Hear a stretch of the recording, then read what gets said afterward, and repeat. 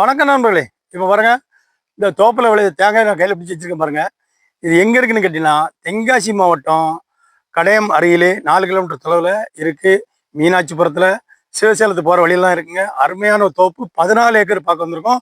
இதில் பார்த்தீங்கன்னா இந்த தோப்புடைய மவுசம் என்னன்னு கேட்டிங்கன்னா, ஒரு 14 ஏக்கரில் 1000 தென்னை மரம் இருக்குது, மகாக்கனி மரம் இருக்குது, தேக்கு மரம் இருக்குது. நண்பர்களே, நம்ம 4 நீச்சல் குளம் இருக்குது. நம்ம இந்த 14 ஏக்கரில் 4 நீச்சல் குளம். வருமானம் பார்த்தீங்கன்னா டெய்லி 10,000 15,000 வருமானம். சினிமா ஷூட்டிங் பண்ணாங்க, சின்னத்திரை ஷூட்டிங் எல்லாமே நடந்து சரியான வருமானம் அந்த தோப்பில் 14 ஏக்கரில். இதில் பார்த்தீங்களா, இது வந்து மீட்டிங் ஹால் உங்களுக்கு வரவேற்பறை எல்லாமே புதுமண தம்பதிகள் வந்து இங்கே ஃபங்க்ஷன் கொண்டாடுவாங்க. அங்கோடி காட்டேஜ் தங்கிடலாம்.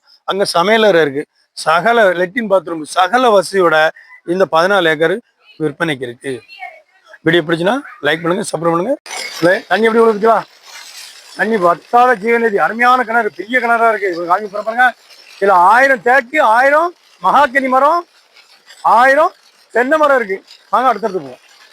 நம்ம 14 ஏக்கருக்கு கிணறு பத்திலாம் பெரிய கிணறுங்க, ரவுண்டு கிணறு, சூப்பரா இருக்கும் பார்க்க. ரவுண்டு கிணறு 14 ஏக்கருக்கு தண்ணி அப்படி ஓடி பாயும், சூப்பர் தண்ணியா இருக்கும்.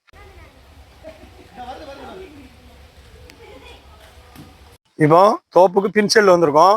இதில் பார்த்தீங்கன்னா ஒரு 200 இலிச்சி நல்ல காய்ப்பு, இலிச்சி கொய்யாவும் இருக்கு. இயற்கை சூழ்ந்த பகுதியில் அமைஞ்சிருக்கு. இதில் பாருங்க, தென்னைகள், கண்ணு தென்னைகள் எல்லாமே ஊருக்கு மிக அருகாமையில்.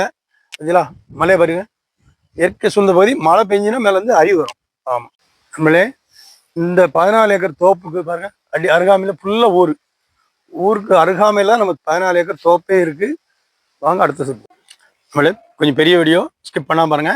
இதில் பார்த்தீங்கன்னா 1000 தேக்கு மரம் இருக்குங்க. 1000 தேக்கு மரம், 1000 தென்னை மரம், 1000 பார்த்தீங்கன்னா மகாக்கனி மரம், பாக்கு மரமே நிறைஞ்ச பகுதியில் தான் இடம் அமைஞ்சிருக்கு.